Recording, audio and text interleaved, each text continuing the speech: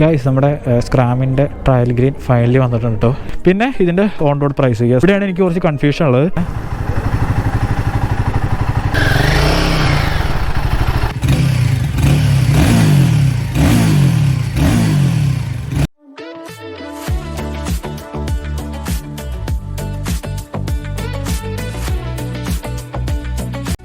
Hello YouTube, welcome to other video. എല്ലാവർക്കും പുതിയൊരു വീഡിയോയിലേക്ക് സ്വാഗതം. ഇന്ന് ഞാനുള്ളത് കൈസം മോട്ടേഴ്സിലാണ്, വൈറ്റ്ലയിലുള്ള.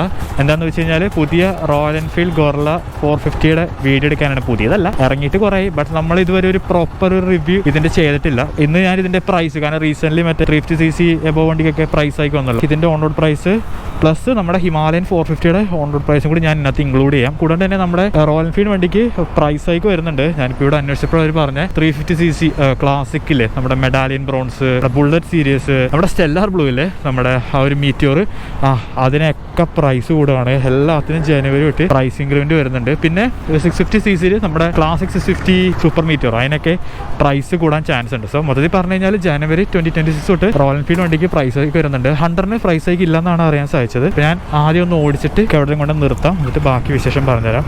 അപ്പോൾ വണ്ടി ഇറങ്ങിയിട്ട് കുറച്ചായി, ഐ തിങ്ക് 1 ഇയർ പ്ലസ് ആയി ഇറങ്ങിയിട്ട്. നമ്മൾ ഇതിൻ്റെ ലോഞ്ച് എന്നിവിടെ വന്നിട്ടുണ്ടായിരുന്നു, അന്നൊരു ഷോർട്ട് റൈഡ് ചെയ്തായിരുന്നു. ബട്ട് പിന്നീട് ഇതിൻ്റെ ഒരു അപ്ഡേറ്റ് ആയിട്ട് നമ്മളൊന്നും ചെയ്തില്ല. അപ്പോൾ ഫസ്റ്റ് തന്നെ പറയട്ടെ, big thanks to Royal Enfield കൈസം മോട്ടേഴ്സ്. അവരാണ് പെട്ടെന്ന് ഈ ഒരു വണ്ടി അറേഞ്ച് ചെയ്ത് തന്നത്. നമ്മൾ ചോദിച്ചപ്പോൾ തന്നെ വണ്ടി അറേഞ്ച് ചെയ്ത് തന്നു. അപ്പോൾ ഈ വണ്ടിനെ പറ്റി എന്താ പറയുക, റോയൽ എൻഫീൽഡ് ലൈനപ്പിൽ എന്താ പറയുക, ഒരു സ്ട്രീറ്റ് ഫൈറ്റർ എന്ന് വേണമെങ്കിൽ പറയാം. റോയൽ എൻഫീൽഡ് ഒരു ഡ്യൂക്ക് 390 പോലൊരു വണ്ടി ഇറക്കി എങ്ങനെ ഉണ്ടാവും, അതാണ് ഈ ഒരു ഗൊറില്ല 450 എന്ന് പറയുന്നത്. ഇതൊരു എന്താ പറയുക, ലോങ് സ്ട്രോക്ക് സ്ലോ മൂവിങ് വണ്ടിയാണെന്ന് വിചാരിക്കുന്നുണ്ടെങ്കിൽ യു ആർ റോങ്.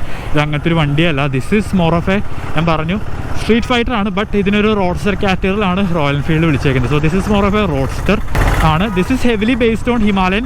അത് ആക്ച്വലി റോങ് ആണ് ആ ഒരു statement. Heavily based on Himalayan അല്ല, ഇതും ഹിമാലയനും ഒരേ സമയമാണ് ഡെവലപ്പ് ചെയ്തത്. ഇത് ലേറ്റ് ആയിട്ടാണ് പിന്നീട് അവർ ലോഞ്ച് ചെയ്തത്. അപ്പോൾ യെസ്, നമ്മൾ ഒന്ന് ഒതുക്കിയിട്ടേക്കുവാണ്. ഇതിൻ്റെ ഒരു വാക്ക് റൗണ്ട് ആദ്യമേ പറഞ്ഞുതരാം. ഷാസി നോക്കുകയാണെങ്കിൽ ഒരു ബ്രാൻഡ് ന്യൂ ട്യൂബുലർ ഷാസിയാണ്. നമ്മുടെ ഒരു പെരിമീറ്റർ ഫ്രെയിം എന്നൊക്കെ പറയും, നമ്മുടെ ഡോമിനാർ ട്രലസ് ഫ്രെയിം, അതിൻ്റെ ഒരു റിലേറ്റഡ് ആണ്. സോ അങ്ങനത്തെ ഒരു ഫ്രെയിമാണ്. ആ ഫ്രെയിമിലേക്ക് ഇത് എഞ്ചിൻ ഇങ്ങനെ തൂക്കിയിട്ടേക്കാണ്. Engine as a stress member എന്ന് വേണമെങ്കിൽ പറയാം. അപ്പോൾ ഈ എഞ്ചിൻ നോക്കുകയാണെങ്കിൽ ഒരു brand new 450cc sherpa series വരുന്ന എഞ്ചിനാണ്.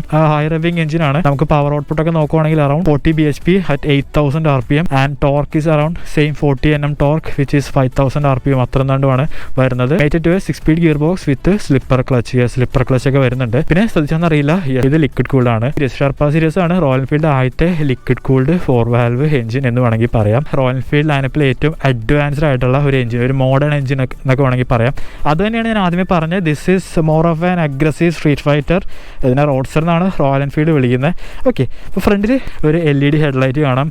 ഞാൻ എല്ലാ റോയൽ എൻഫീൽഡ് വീഡിയോയും പറഞ്ഞിട്ടുണ്ട്, കാണുന്ന ഭംഗി മാത്രമേ ഉള്ളൂ, ഒരു പ്രകാശ ഇൻറ്റൻസിറ്റി ഇല്ല. എല്ലാ റോയൽ എൻഫീൽഡ്, അതായത് ഇപ്പോൾ 100 ആവട്ടെ, ബുള്ളറ്റ് ആവട്ടെ, ക്ലാസിക് ആവട്ടെ, മീറ്റിയോർ ആവട്ടെ, എല്ലാത്തെയും LED ഹെഡ്ലൈറ്റാണ് യൂസ് ചെയ്യുന്നത്. പിന്നെ ഇതിനകത്ത് ടേൺ സീരീസ് നോക്കുകയാണെങ്കിൽ LED ആണ്. നോട്ടീസ് ചെയ്തൊരു കാര്യമാണ്, ഈ ഹെഡ്ലൈറ്റിൻ്റെ ബാക്കിലുള്ള അത്രയും ഗ്യാപ്പ് വന്നത് ആക്ച്വലി വേറെ ഇടാൻ പറ്റിയതിൻ്റെ ഇടയിൽ കൂടെ. ഓക്കെ, പിന്നെ ഫ്രണ്ടിൽ നോക്കുകയാണെങ്കിൽ നമ്മുടെ ഹിമാലയം വെച്ച് നോക്കുമ്പോഴത്തേക്കും ഇതിന് വരുന്നത് ഒരു ടെലസ്കോപ്പിക് ഫോർക്കാണ്. ഷോവയുടെ ടെലസ്കോപ്പിക് ഫോർക്കാണ്. നമ്മുടെ 100 കൊണ്ടുവന്ന ഒരു ഫോർക്ക് കവറും കൊടുത്തിട്ടുണ്ട്. പിന്നെ താഴെ നോക്കുകയാണെങ്കിൽ ഇതിന് 17 ഇഞ്ച് വീൽസാണ് വരുന്നത്. യെസ്, ഹിമാലയം വെച്ച് കമ്പയർ ചെയ്യുമ്പോഴത്തേക്കും 17 കോമ്പിനേഷൻ ആണ്. ഫ്രണ്ടിൽ നോക്കുകയാണെങ്കിൽ ഒരു മാസീവ് ആയിട്ടുള്ള 120 സെക്ഷൻ ടയറാണ് വരുന്നത്. സൂപ്പർ ബൈക്ക് ലെവലൊക്കെ ഉള്ള ഭയങ്കര ഫാറ്റിയർ ആയിട്ടുള്ള ടയറാണ്. എന്താ പറയുക, ഒരു ഡ്യുവൽ പർപ്പസ് ടയർ പോലെയൊക്കെ തോന്നുന്നുണ്ട്. C8 ടയറാണ്. സോ ഒരുപാടൊന്നും പ്രതീക്ഷിക്കരുത്. ഇപ്പുറത്ത് നോക്കുകയാണെങ്കിൽ നമുക്കൊരു 310 mm ഡിസ്ക് വരുന്നുണ്ട്. ഫ്രം ബ്രേക്സ് ഒക്കെ നോക്കുകയാണെങ്കിൽ ഫ്രം വൈബ്രേ ആണ്. ഡ്യുവൽ ചാനൽ ABS ആണ്. ടാങ്ക് നോക്കുകയാണെങ്കിൽ 11 ലിറ്റേഴ്സിന്റെ ടാങ്ക് വരുന്നുണ്ട്. യെസ്, നമ്മൾ ഇങ്ങനെയൊക്കെ കാണുമ്പോഴത്തേക്കുണ്ടല്ലോ ഭയങ്കര വലിയ ടാങ്ക് ആണെന്ന് വിചാരിക്കും. ബട്ട് ആക്ച്വലി 11 ലിറ്റേഴ്സ് ഉള്ളൂ. ഇങ്ങനെ ഭയങ്കര സ്ലിമ്മർ ആണ്. കമ്പാരിസൺ പറയുകയാണെങ്കിൽ ഇതിന്റെ ടാങ്ക് കപ്പാസിറ്റി 100ലും കുറവാണ്. മൈലേജ് ഒക്കെ നോക്കുകയാണെങ്കിൽ നിങ്ങൾ ഓടിക്കണ പോലെ ഇരിക്കും. ഇത് കൈ കൊടുത്ത് ഓടിച്ചു കഴിഞ്ഞാൽ നമുക്കൊരു 27, 29, 25 ആ ഒരു ലെവലൊക്കെ കിട്ടും. ഡീസെന്റ് ആയിട്ട് ഓടിക്കുവാണെങ്കിൽ 30+ കേപ്പബിൾ ആണ്. പിന്നെ സൈഡിലേക്ക് വരുവാണെങ്കിൽ ഇവിടെ ഗൊറില്ല എന്നൊക്കെ പറഞ്ഞിട്ട് ഒരു പ്ലാസ്റ്റിക് കവർ കൊടുത്ത് കാണാം. ഇത് മെറ്റലാണ്, ഇത് ആക്ച്വലി പ്ലാസ്റ്റിക് ആണ്. പിന്നെ ഒരു സിംഗിൾ സീറ്റ് കാണാം. സീറ്റ് ആയിട്ട് കുറവാണ് ഈ വണ്ടിക്ക്. ഈ വണ്ടിയുടെ ഏറ്റവും വലിയ അഡ്വാൻറ്റേജ് അതാണ്. വളരെ സീറ്റ് ആയിട്ട് പറഞ്ഞ വണ്ടിയാണ്. 780 mm മാത്രമേ സീറ്റ് ആയിട്ടുള്ളൂ. ശ്രദ്ധിക്കുക, സീറ്റ് വൈഡർ ആണ്. യെസ്, കുറച്ചും കൂടി വൈഡർ ആയിട്ടുള്ള സീറ്റാണ്. നിങ്ങൾ സഹിച്ചാൽ മനസ്സിലാവും. നല്ല വൈഡർ ആണ്, നല്ല ലെങ്തിയറും ആണ്. പില്ലർ സീറ്റ് ഡീസെന്റ് എന്ന് പറയാനുള്ളൂ, അതിൽ കുഴപ്പമൊന്നുമില്ല. ബട്ട് ഈ ഒരു സീറ്റ് മെറ്റീരിയൽ ഇങ്ങനെ തെന്നിപ്പോകുന്ന പോലെ എനിക്ക് തോന്നി. കാരണം ബാക്കിൽ ഇങ്ങനെ ഒരു സപ്പോർട്ട് കാര്യങ്ങളൊന്നുമില്ല. ഇവിടെയാണ് ഇതിൻ്റെ ഗ്രാബറും കാര്യങ്ങളൊക്കെ വരുന്നത്. പിന്നെ താഴേക്ക് വയ്ക്കുകയാണെങ്കിൽ ആ ഒരു എക്സോസ് കാണാൻ നല്ല പ്രീമിയം ലുക്കുള്ള എക്സോസ് ആണ്. നല്ല രസമാണ് ആ ഒരു എക്സോസിൻ്റെ ഡിസൈനൊക്കെ കാണാൻ. വളരെ കുട്ടിയാണ്, വളരെ ഒതുങ്ങിയിരിക്കുന്ന ഒരു എക്സോസ് ആണ്. ഒരു അലുമിനിയം സുങ്കാമുണ്ട്. വളരെ മാസീവ് ആയിട്ടുള്ള 270 mm ഒരു ഡിസ്ക് വരുന്നുണ്ട്. പിന്നെ അഗൈൻ ബൈബിളുടെ കാലിപ്പറാണ്. ഞാൻ ആദ്യം പറഞ്ഞു 12 ചാനൽ ABS ആണ്. പിന്നെ ബാക്കിലെ ടയർ നോക്കുക. ഇതിന് ബാക്കിൽ വരുന്നത് 160 സെക്ഷൻ ടയറാണ്. യെസ്, വളരെ ബീഫിയർ ആയിട്ടുള്ള ഒരു 160/60 C8 ടയറാണ്. അഗൈൻ ഗ്രിപ്പ് എക്സൽ എന്നാണ് ഈ ടയറിനെ വിളിക്കുന്നത്. ഫ്രണ്ടും ബാക്കും റേഡിയൽ ടയറാണ്. പിന്നെ പിന്നിലേക്ക് വരുവാണെങ്കിൽ ചെറിയൊരു എക്സ്റ്റൻഷൻ കാണാം. ഇത് ആക്ച്വലി പ്ലാസ്റ്റിക് ആണ്. ഈ വണ്ടിക്ക് ടെയിൽ ലൈറ്റ് ഇല്ല, പകരം ഇന്റഗ്രേറ്റഡ് ആണ് ഈ ഒരു ഇൻഡിക്കേറ്ററും ടെയിൽ ലൈറ്റ് എന്ന് പറയുന്നത്. എൻ്റെ ഒരു പേഴ്സണൽ അഭിപ്രായമാണ്, ഈ ഒരു വണ്ടിയിൽ കുറച്ചും കൂടി ഒരു ട്രഡീഷണൽ ആയിട്ടുള്ള ഒരു ഡ്യൂക്കിന്റെ പോലത്തെ ഒരു ഒതുങ്ങിയ ടെയിൽ ലൈറ്റ് ആയിരുന്നെങ്കിൽ മച്ച് ബെറ്റർ ആയേനെ. അപ്പോൾ ഈ ഒരു ടെയിൽ ലൈറ്റ് കട്ട് ചെയ്തിട്ട് ആ ഒരു 160 സെക്ഷൻ ടയറൊക്കെ ഇങ്ങനെ എക്സ്പോസ് ചെയ്ത് കാണിക്കാൻ നല്ല ഭംഗിയായിരിക്കും. ഒരു സാരി ഗാർഡ് വേണം, വളരെ മാസീവ് ആയിട്ടുള്ള സാരി ഗാർഡ് ഉണ്ട്. പിന്നെ ഞാൻ ആദ്യം പറഞ്ഞു വണ്ടിക്ക് 6 സ്പീഡ് ഗിയർ ബോക്സ് ആണ് വിത്ത് സ്ലിപ്പർ ക്ലച്ച് വരുന്നുണ്ട്. സ്ലിപ്പർ ക്ലച്ച് എങ്ങനെയാണെന്ന് വെച്ച് കഴിഞ്ഞാൽ ലൈറ്റ് ആണ്. In royal Enfield standard yes വളരെ ലൈറ്റ് ആയിട്ട് തന്നെ ഫീൽ ചെയ്യും. ബട്ട് അതർ സ്റ്റാൻഡേർഡ്, അതായത് നിങ്ങൾ മാർക്കറ്റിലുള്ള അതർ വണ്ടീസ് അല്ലെങ്കിൽ ഇപ്പോൾ എന്താ പറയുക ഡോമിനാർ അല്ലെങ്കിൽ ഡ്യൂക്കോ അല്ലെങ്കിൽ ഇപ്പോൾ R15 അല്ലെങ്കിൽ പൾസറോ എങ്ങനെ നോക്കിയിട്ട് അതിൻ്റെയൊക്കെ സ്ലിപ്പർ ക്ലച്ച് വെച്ച് നോക്കുമ്പോഴത്തേക്കും കുറച്ചൊന്ന് ഹെവിയർ സൈഡ് എന്ന് വേണമെങ്കിൽ പറയാനായിട്ട്. ഓക്കെ, സ്വിച്ച് ഗിയർ എടുത്ത് നോക്കുകയാണെങ്കിൽ നമുക്ക് ഇവിടെ ഒരു ഹോം ബട്ടൺ വരുന്നുണ്ട്. ഇവിടെ headlight, high beam, low beam, pass, indicator, horn, പിന്നെ കൺസോൾ ടോഗിൾ ചെയ്യാനുള്ള ജോയ്സ്റ്റിക്ക്, പിന്നെ ഇൻറ്റഗ്രേറ്റഡ് എഞ്ചിൻ സ്വിച്ച് വരുന്നുണ്ട്. പിന്നെ മോഡ് മാറ്റാനുള്ള ഒരു ബട്ടൺ ആൻഡ് അതിൻ്റെ ടോപ്പിൽ ഒരു കോഷൻ ലാമ്പ് വരുന്നുണ്ട്. അങ്ങനെയാണ് ഈ ഒരു സ്വിച്ച് ഗിയറിൻ്റെ അവസ്ഥ. പിന്നെ നമുക്ക് വണ്ടി ഒന്ന് ജസ്റ്റ് കയറിയിരിക്കാം. ഞാൻ പറഞ്ഞു ഫ്ലാറ്റ് ഫുട്ടാണ്. നോക്കി, എനിക്ക് ഈസിലി ഫ്ലാറ്റ് ഫുട്ട് ചെയ്യാനായിട്ട് പറ്റുന്നുണ്ട്. ഇതാണ് ടാങ്കിൻ്റെ അവസ്ഥ. ടാങ്ക് ഓൾമോസ്റ്റ് ഇങ്ങനെ സ്ട്രൈറ്റ് ആണ്, ഒരു ടേബിൾ പോലെയാണ്. നമുക്ക് ലാപ്ടോപ്പൊക്കെ തുറന്ന് വെച്ചിട്ട് ഇവിടുന്ന് വർക്ക് ചെയ്യണമെന്നല്ല. ടാങ്ക് വളരെ താന്നാണ് ഇരിക്കുന്നത്. നോക്കിയാണെങ്കിൽ ടാങ്കിൻ്റെ മേളിൽ കയറിയിരിക്കാൻ കണ്ടോ. അപ്പോൾ ഗായ്സ് ഇതാണ് കൺസോൾ വെച്ച് കഴിഞ്ഞാൽ കാണാൻ പറ്റും. ഇവിടെ RPM മീറ്റർ ഉണ്ട്. ഇത് മങ്ങണമൊന്നും അല്ല കേട്ടോ, ഇത് FPS ഇഷ്യൂ ആണ്. ഇവിടെ RPM മീറ്റർ ഉണ്ട്. ഇവിടെ side stand indicator, speedometer, time, പിന്നെ എത്ര ഓടി, പിന്നെ വാർണിങ്സ് ഒക്കെ ഇവിടെ കാണിക്കും. നമുക്ക് വേണമെങ്കിൽ ഇത് മാറ്റിയിട്ടിട്ട് ലൈറ്റ് മോഡോ ഡാർക്ക് മോഡോ ആക്കാം. ഗൈസ് ഫ്ലിക്കറിങ് ഒന്ന് ഇഗ്നോർ ചെയ്യുക. സിസ്റ്റം, ഇൻഫർമേഷൻ, ഫേവറേറ്റ് അങ്ങനെയുള്ള കാണിക്കുന്നത്. ഞാൻ വേണമെങ്കിൽ ഇതിൻ്റെ കളറൊന്ന് മാറ്റി കാണിച്ചു തരാം. അപ്പിയറൻസിൽ പോയി കഴിഞ്ഞിട്ട് എക്കോ ഉണ്ട്. വണ്ടിക്ക് 2 മോഡ് വരുന്നുണ്ട്, പെർഫോമൻസും എക്കോ എന്നും പറഞ്ഞിട്ട്. വണ്ടിയുടെ ABS നമുക്ക് ഓഫ് ചെയ്യാൻ പറ്റും. Yes, I think it is possible. Yeah see നമ്മൾ വൈറ്റ് ആക്കി, മച്ച് ബെറ്റർ ആയിരിക്കും. അതിന് ഫ്ലിക്കറിങ് ഉണ്ട്, എനിക്കറിയാം ബുദ്ധിമുട്ടാണ് ചിലവർക്ക്. Analogue digital, man look at that. നമുക്ക് അനലോഗ് മതി. അനലോഗ്സ് ആ ഫ്ലിക്കറിങ് കുറഞ്ഞ് കിട്ടിയാലേ താങ്ക് ഗാഡ്. പിന്നെ ഇവിടെ നോക്കുവാണെങ്കിൽ നമുക്ക് ബാക്ക്ഗ്രൗണ്ടിൽ എന്താ കാണിക്കണം അങ്ങനെയുള്ള ഇൻഫോർമേഷനൊക്കെ കാണിക്കാൻ പറ്റും. And what else we have trip preference, we have എന്തൊക്കെ information, battery, service duty, engine temperature and what do we have here, speed, distance, temperature, language, factory reset, information, software version കാണിക്കുന്നുണ്ട്. നിങ്ങൾ ലെഫ്റ്റിലേക്ക് ടോഗിൾ ചെയ്യുകയാണെങ്കിൽ നിങ്ങൾക്ക് കണ്ടോ പെട്ടെന്ന് ഇങ്ങനെ information കാണാൻ പറ്റും. ഇതൊക്കെ ഇൻഫർമേഷൻ കാണാം. നമുക്ക് actually turn by turn animation connect ചെയ്യാൻ പറ്റുന്നതാണ് തോന്നുന്നത്, നമ്മുടെ ഹിമാലയൻ്റെ പോലെ. ബട്ട് ശ്രദ്ധിക്കുക, നിങ്ങളുടെ ഫോൺ ഓണാക്കി വെക്കണം. Yes, turn by turn animation നിങ്ങൾ ഷെയർ ചെയ്താലും it's more like screen casting. But instead of നിങ്ങൾക്ക് നിങ്ങളുടെ ഫോൺ സ്ക്രീൻ ലോക്ക് ചെയ്യാൻ പറ്റില്ല, which is bit of bummer. ഇവിടെ മോഡ് നോക്കുകയാണെങ്കിൽ നമുക്ക് ABS മോഡ് ഇസ് ഓൺ. നമുക്ക് ABS ഓഫ് ചെയ്യാനുള്ള ഒരു ഓപ്ഷൻ ഉണ്ടെന്നാണ് തോന്നണേ. നമുക്ക് എക്കോയും പെർഫോമൻസ് ഉണ്ട്, നമുക്ക് പെർഫോമൻസിലേക്ക് ഇടാം. പിന്നെ പറയാൻ പറ്റിയ ഒരു കാര്യം എന്ന് വെച്ച് കഴിഞ്ഞാൽ വണ്ടിക്ക് നമുക്ക് അഡ്ജസ്റ്റബിൾ ക്ലച്ച് ലിവേഴ്സോ ബ്രേക്ക് ലിവേഴ്സോ ഒന്നും വരുന്നില്ല. അത് ഈ ഒരു പ്രൈസ് പോയിന്റിൽ ഞാൻ പ്രതീക്ഷിച്ചു. അത് കൊടുത്തെങ്കിൽ കുറച്ചും കൂടി നൈസ് ആയാൽ. എക്സൻസ് റോഡ് എന്ന് പറഞ്ഞു കഴിഞ്ഞാൽ നമ്മുടെ ഹിമാലയനായിട്ട് സെയിം ആണ്. നിങ്ങൾ കേട്ട് നോക്കുക, എന്നിട്ട് നിങ്ങളുടെ ഒപ്പീനിയൻ പറയാം. സി ആ ഒരു എക്സോസ് റോഡിൽ തന്നെ മനസ്സിലാവും ഷീ ഈസ് വെരി അഗ്രസീവ് എന്ന്. വളരെ അഗ്രസീവാണ് അവള്.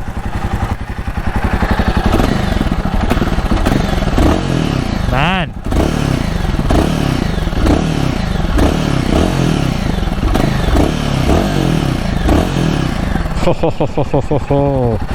ഗായ്സ്, ഞാൻ ജസ്റ്റ് വണ്ടിയിൽ കയറി ചെയ്തിട്ടുള്ള ഒരു ഇത് കാണിച്ചു തരാം. വണ്ടിക്ക് ആക്ച്വലി വെയിറ്റ് വരുന്നത് 185 കിലോ ആണ്, which is 3 or 4 kg heavier than the speed 400 ഇതിൻ്റെ റൈവൽ എന്നൊക്കെ വേണമെങ്കിൽ പറയാം. ബട്ട് ഇത് കുറച്ചും കൂടി ലോങ്ങർ വണ്ടിയാണ്. നിങ്ങൾക്ക് കണ്ടപ്പോൾ തന്നെ മനസ്സിലാക്കി കാണും, this has A very long wheel base. So കുറച്ചും കൂടി ഹെവിനെസ് ഫീൽ ചെയ്യും. ഈവൻ 185 ഉള്ളെങ്കിലും ഞാൻ പറഞ്ഞു സീറ്റ് ഹൈറ്റ് ഒരുപാടില്ല.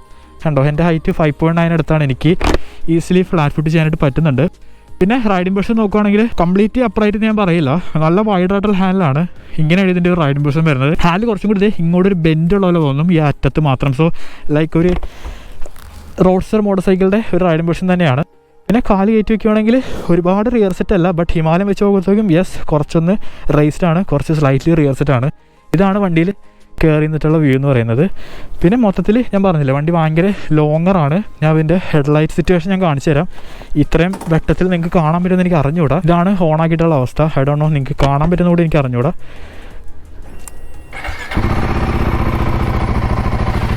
കാണാൻ പറ്റുന്നുണ്ടോ? നോ. ഞാൻ ഇൻഡിക്കേറ്റർ ഇട്ട് കാണിച്ചു തരാം. എക്സോസ്റ്റോടൊന്ന് കേൾപ്പിച്ച് തരാവേ. ഇതാണ് ടെയിൽ ലൈറ്റ് സിറ്റുവേഷൻ. കേട്ട് നോക്കുക.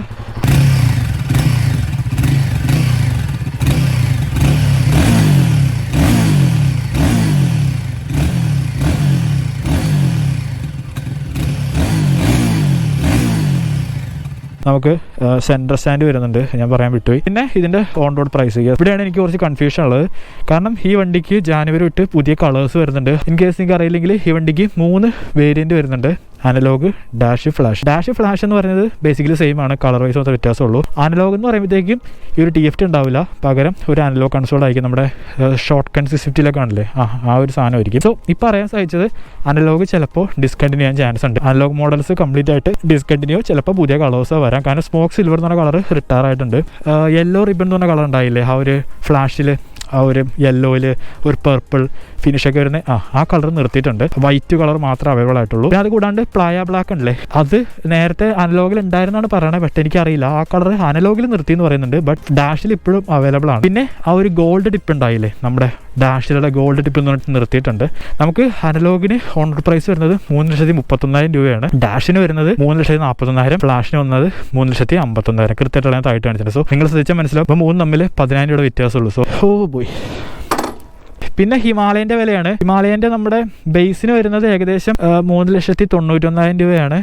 കാസ ബ്രൗണോ ആ ഒരു കളറിന്. പിന്നെ ടോപ്പിന് വരുന്നത് 4,80,000 ആണ്. 80,000 അല്ല, 4,80,000 ആണ്. സോ അതിൻ്റെ ഇടയ്ക്കായിരിക്കും ബാക്കി വണ്ടികളുടെ വില വരുന്നത്. ഇത് വിത്തൗട്ട് ആ ഒരു ട്യൂബ്ലെസ് ക്രോസ് പോക്ക് വീലാണ്. നമ്മൾ അത് മേടിക്കുമ്പോൾ തന്നെ, നിങ്ങൾ ഷോറൂമിൽ ചെന്നിട്ട് അത് മേടിക്കുമ്പോൾ തന്നെ അത് ആഡ് ചെയ്യുകയാണെന്നുണ്ടെങ്കിൽ നിങ്ങൾക്ക് 16,000 രൂപയ്ക്ക് അത് ആഡ് ചെയ്യാനായിട്ട് പറ്റും. അതല്ല, നിങ്ങൾ മേടിച്ച് കഴിഞ്ഞിട്ട് തിരിച്ച് ആക്സസറി ആയിട്ട് ആഡ് ചെയ്യുകയാണെങ്കിൽ ഏകദേശം 40,000 രൂപ കൊടുക്കേണ്ടി വരും. സോ നോ ബ്രെയിനർ ആണ്. നിങ്ങൾക്ക് വേണമെന്നുണ്ടെങ്കിൽ നിങ്ങൾ മേടിക്കുമ്പോൾ തന്നെ അത് ഓപ്റ്റ് ചെയ്യുക.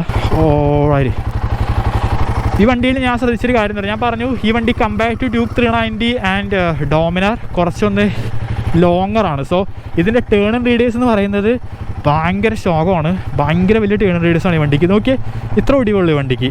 നിങ്ങൾ യു ടേൺ ഒക്കെ അടിക്കുകയാണെങ്കിൽ കുറച്ചൊന്ന് പാടുപെടും, ഒന്ന് യൂസ് ചെയ്യാൻ ടൈം എടുക്കും. അപ്പോൾ അതൊന്ന് ശ്രദ്ധിക്കുക.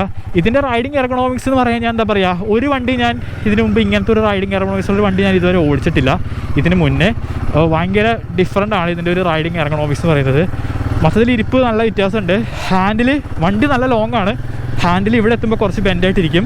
Food pegs are slightly rear set. ഞാൻ പറഞ്ഞു ടാങ്ക് ഭയങ്കര താഴ്ന്നാണ്ടിരിക്കുന്നത്. ഞാൻ പറഞ്ഞു വേണമെങ്കിൽ ഈ ടാങ്കിൽ കയറി നിന്നിട്ട് നമുക്ക് ഓടിക്കാനായിട്ട് പറ്റും. പിന്നെ നിങ്ങൾ ശ്രദ്ധിച്ചാൽ മനസ്സിലാവില്ല, വണ്ടി വളരെ ലൗഡാണ്.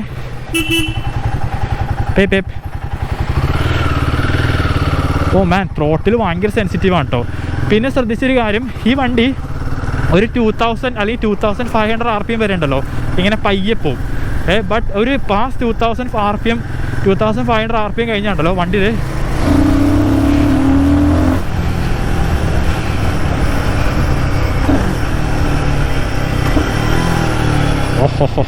കണ്ടോ, ഒരു 2500 RPM കഴിഞ്ഞിട്ട് വണ്ടിക്ക് ഒരു സൈസ് ഒരു ചാട്ടമുണ്ട്. അത് കുറച്ചൊന്ന് അഗ്രസീവാണ്. ആ ഒരു 40 bhp ശരിക്കും ഒറ്റയടിക്ക് കിട്ടണ പോലെ ഇരിക്കും. ഈ ട്രാക്ടബിൾ ആണോ എന്ന് വെച്ച് കഴിഞ്ഞാൽ, ഞാനിപ്പോൾ 4th ഗിയറിൽ 34 ചെയ്യുന്നത്. വലിയ കുഴപ്പമില്ലെന്ന് പറയാനുള്ളൂ. ബട്ട് കോൺസ്റ്റൻറ്റ് ഡൗൺ ഷിഫ്റ്റ് വേണം. വണ്ടി അത്യാവശ്യം ഷോർട്ട് ഗിയർ ആണ്. കമ്പയർ ടു മറ്റ് റോയൽ എൻഫീൽഡ് മുളച്ചുമ്പോഴത്തേക്കും കുറച്ചൊന്ന് ഷോർട്ടർ ഗിയർ ആണ്. പിന്നെ ഞാൻ ശ്രദ്ധിച്ചിട്ടോ, ഇതിൻ്റെ എക്സോസ് നോട്ടിന് മറ്റേ നമ്മുടെ ഡോമിനാറിൻ്റെ ഒക്കെ പോലത്തെ ഒരു വിസിൽ നോട്ട് ഉണ്ട് ചെറുതായിട്ട്. ഒരു കേൾക്കാൻ പറ്റുമെന്ന് പറഞ്ഞുകൂടാ. പിന്നെ ഹീറ്റിംഗ് ഉണ്ടെന്ന് വെച്ച് കഴിഞ്ഞാൽ യെസ്, എനിക്കൊരു ലെഫ്റ്റ് സൈഡിൽ ചെറുതായിട്ടൊരു ഹീറ്റിംഗ് പോലെ തോന്നുന്നുണ്ട്.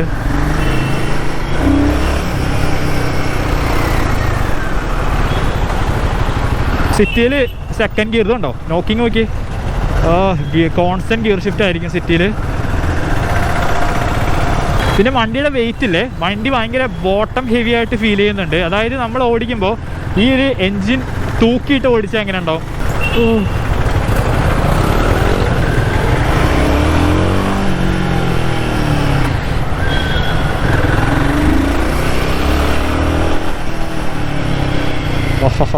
അത്യാവശ്യം ഫ്ലിക്ക് ചെയ്തുകൊണ്ട് കിടക്കാം കേട്ടോ. ഞാൻ സസ്പെൻഷൻ നോക്കിയായിരുന്നു. സസ്പെൻഷൻ ഈസ് ബാക്ക് കൊള്ളാം കേട്ടോ, വലിയ കലിപ്പില്ല. നല്ല സസ്പെൻഷനാണ്, ഒരു മീഡിയം സെറ്റിങ്സ് ആണ്. ബട്ട് ഫ്രണ്ട് കുറച്ചും കൂടി ഒരു സ്റ്റിഫർ സൈഡായിട്ട് തോന്നി. വണ്ടി മൊത്തത്തിലൊരു സ്റ്റിഫർ സൈഡാണ്. പിന്നെ പറഞ്ഞ പോലെ ഹാൻഡ്ലിംഗ് വൈസ് എനിക്ക് വളരെ ഇഷ്ടപ്പെട്ടു. I think this is probably one of the best handling Royal Enfield. Best handling 400cc? No, I don't think so. But best handling Royal Enfield so far.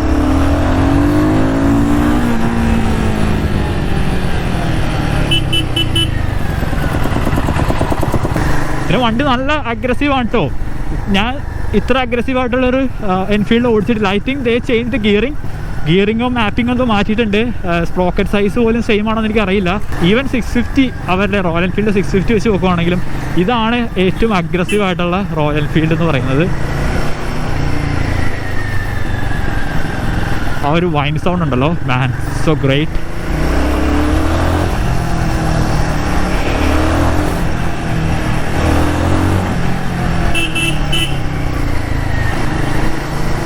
ശരിക്കും ബാഡ് റോൾസ് ഓടിക്കുമ്പോഴാണ് ശരിക്കും ആ ഒരു സസ്പെൻഷൻ്റെ പോരായ്മ നമ്മൾ feel ചെയ്യുന്നത്. ഓക്കെ, ബാഡ് റോൾസ്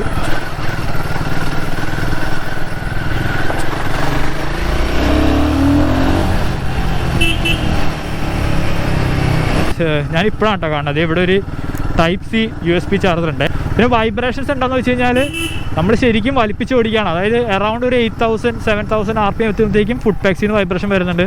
പിന്നെ ഒരു mirror, yes obviously അത് ട്രേഡ് മാർക്കാണല്ലോ, മിറർ വൈബ്രേറ്റ് ചെയ്യുന്നുണ്ട്. ഒരുപാട് വൈബ്രേഷൻ ഇല്ല, അനോയിങ് ആയിട്ടുള്ള വൈബ്രേഷൻ അല്ല. നമ്മൾ അറിയില്ല, നമ്മൾ നോക്കുമ്പോൾ അറിയുള്ളൂ ഓ ഇവിടെ വൈബ്രേഷൻ ഉണ്ടല്ലേ എന്ന്.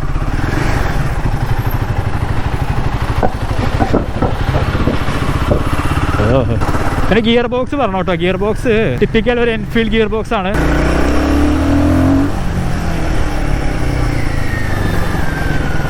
സിറ്റിയിലും ഒക്കെ ഓടിക്കാൻ ഫസ്റ്റ് ഗിയറേ പറ്റുള്ളൂ, സെക്കൻഡ് ഗിയറിലേക്ക് ഇടാനേ പറ്റുള്ള.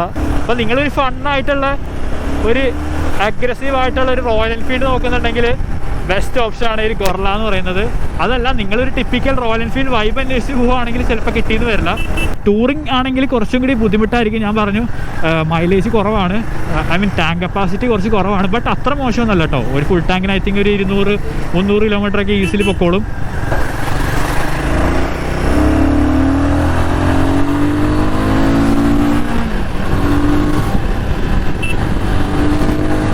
ഇതിൻ്റെ ഹാൻഡ്ലിംഗ് ഉണ്ടല്ലോ വെറുതെ പൊളി. ഞാൻ ഓടിച്ചതിൽ one of the best handling Royal Enfield so far. ഓ ശരിക്കും നല്ലൊരു ടാർ മാർക്കിലൊക്കെ ആണെങ്കിലോ വണ്ടി ശരിക്കും നന്നായിട്ട് പെർഫോം ചെയ്യും. മോശം റോഡിലാണെങ്കിൽ ഞാൻ പറയുകയാണ് കൈ അധികം കൊടുക്കാണ്ടിരിക്കുക.